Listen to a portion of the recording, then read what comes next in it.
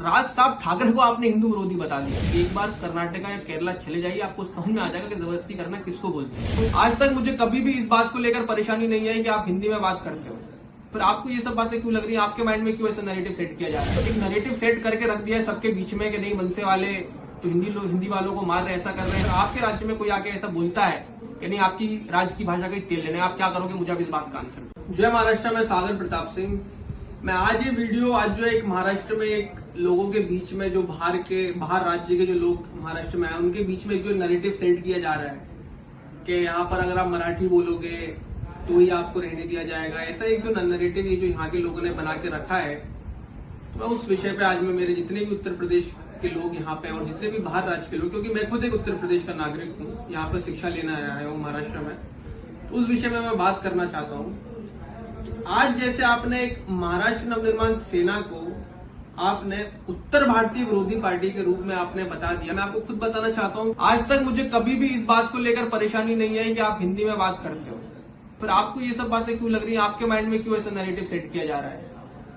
मुझे एक बात समझ में नहीं आती है कि जब आप एक राज्य में आप जाते हो, आप वहां पे काम ढूंढने जाते हो, वहां पे आप काम करते हो, तो अगर उस राज्य की कोई एक लैंग्वेज है जो वहां की राज्य की एक प्रमुख भाषा है, आप उसको सीखने में आप इतना सोचते क्यों? 1.5 साल मुझे यहाँ पर रहते हुआ है, मैंने भी इतना कोई वो नहीं कि मैंने बिल्कुल ही मराठी सीखने में फोकस किया, पर मुझे खुद से मराठी में अगर जैसे मैं लोगों से बात की, मैंने खुद सीखने का ट्राई किया, मुझे खुद 1.5 साल में एक अच्छी मराठी आज मैं लोगों से बात कर सकता हूँ कि आज अगर कोई मेरे से मराठी में बात करे तो मैं उससे ये नहीं बोलूंगा कि नहीं मुझे मराठी समझ में नहीं आ रही, आप मेरे से हिंदी में बात करो। तो फिर आप ऐसा क्यों सोचते हो? जब आप एक राज्य में काम करने के लिए जा रहे हो, आप एक राज्य में दूसरे राज्य में आप पैसे कमाने के लिए जा रहे हो, आप तो आप ऐसा सोचते हो कि नहीं हम हिंदी में ही बात करेंगे, हम मराठी में हमको बात नहीं करनी। ये क्यों है? ऐसी सोच आप अपनी क्यों बना रहे हो?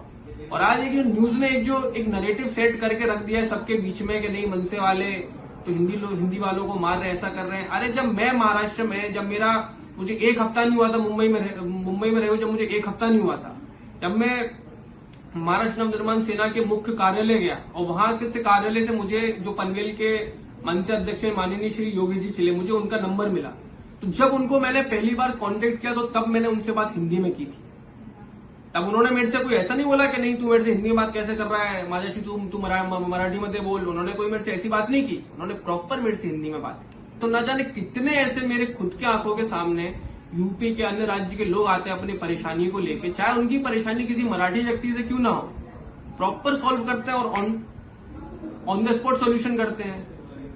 पर लेकिन ये सब चीजें थोड़ी ना कभी मीडिया कवर करे, क्योंकि ये सब चीजों को कभी उनकी टीआरपी मिलती नहीं है। आज उस एक वीडियो को देखते देखते मतलब मैं खुद सोच रहा हूँ कब से उस एक वीडियो को दिखा रहे हैं कि वो वॉचमैन की जो एक वीडियो जिसमें उसके साथ में एमएनएस के लोगों के साथ में जो वीडियो है, उसमें वो वॉचमैन की वीडियो किसी ने पूरी नहीं दिखाई कि उस वॉचमैन ने ऐसा बोला कि मराठी गई तेल लेने। अगर आपके राज्य में कोई आकर ऐसी बात बोलेगा कि आपकी जो भी आपके राज्य की भाषा, आप किसी भी राज्य को, और आपके राज्य में कोई आके ऐसा बोलता है कि नहीं आपकी राज्य की भाषा का ही तेल लेने, आप क्या करोगे? मुझे अब इस बात का आंसर दो। और आप ऐसा बोल रहे हो कि मनसे वाले जबरदस्ती कर रहे हैं। अगर आपको लग रहा है कि जबरदस्ती करना ये होता है, तो मैं आपको बोलता हूं कि एक बार कर्नाटका या केरला चले जाइए, आपको समझ में आ जाएगा कि जबरदस्ती करना किसको बोलते हैं। और आप जो हिंदी में बात करने की आप जो बात कर रहे हो ना, जितने भी ये जो 2-3 दिन से मैं देख रहा हूँ कि ये उत्तर भारतीयों के जो यहाँ पर रक्षक बने हुए हैं, एक शुक्ला जी करके कोई है, उन्होंने राज साहब को लेकर बोला है कि राज साहब हिंदी के विरोधी हैं, ऐसा है वैसा है। मैं आपसे शुक्ला जी, मैं आपके लिए भी एक मैसेज देता हूँ कि कभी आप राज साहब के सामने आकर हिंदी में बात कर दीजिए। मैं कह रहा हूँ आप राज साहब से अच्छी हिंदी भी नहीं बोल पाएंगे। मैं आपको लिख कर देता हूँ कि आप राज साहब से अच्छी मराठी तो छोड़ो, आप राज साहब से अच्छी हिंदी भी नहीं बोल पाएंगे। बस बात यह है कि राज साहब का कहना यह है कि आप जिस भी राज्य में जाते हैं उस राज्य की भाषा आपके लिए फर्स्ट प्रायोरिटी होनी चाहिए। और कल आपने एक बात बोली कि राज साहब ठाकरे मराठी विरोधी हैं, राज साहब ठाकरे हिंदू विरोधी हैं। मतलब राज साहब ठाकरे को आपने हिंदू विरोधी बता दिया। अरे शुक्ला जी, जब इस महाराष्ट्र में जब 2006 में उनके पार्टी का जब गठन हुआ था, उनकी जो सोच 2006 में थी वही सोच आज उनकी 2025 में है। उनकी पार्टी ने अनेक हार देखी है, पर कभी भी उन्होंने उनका जो माइंडसेट था, जो पार्टी को लेकर, उनके विचारों को लेकर कभी भी उन्होंने चेंज नहीं किया।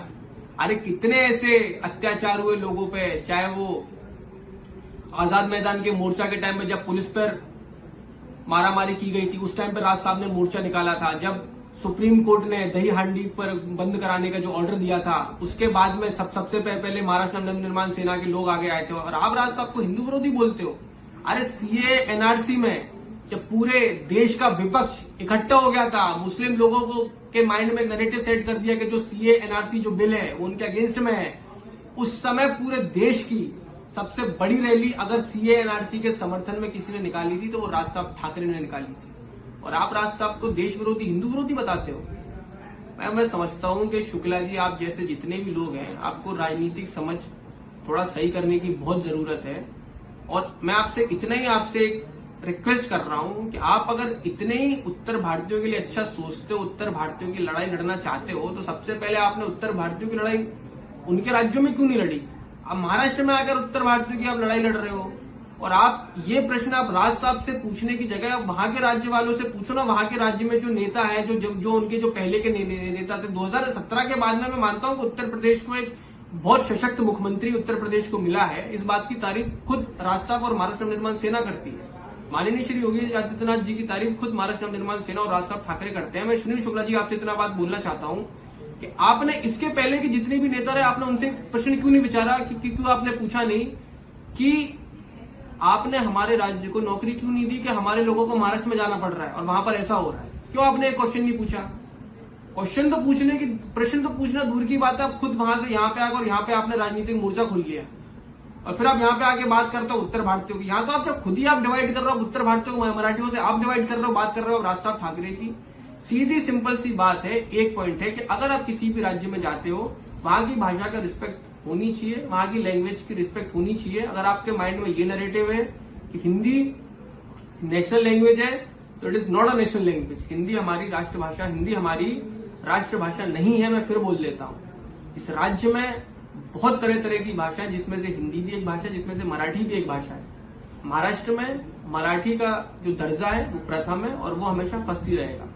तो मेरा बस यही बोलना है कि जितने भी लोग महाराष्ट्र में रहते हैं, आप पे कोई ऐसा कुछ फोर्स नहीं है कि आप मराठी में बात करिए, अगर आप मराठी में बात नहीं करेंगे तो आपको मारेंगे पीटेंगे, ऐसा कुछ भी नहीं है। हाँ, पर एक चीज है कि आप मराठी बिल्कुल सीखिए।